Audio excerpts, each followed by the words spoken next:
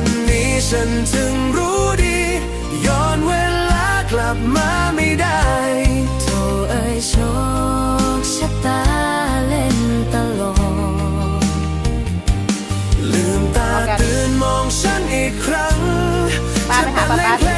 งให้เธอฟังให้เหมือนเคยดังวันราบที่เราพบกันในวันนี้ฉันถึงรู้ดีย้อนเวลากลับมาไม่ได้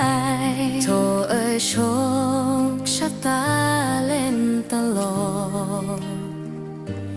ลืมตาตื่นมองฉันอีกครั้งจะบรรเลงเพลงให้เธอฟังให้เหมือนเคยดังวันราบที่เราพบกัน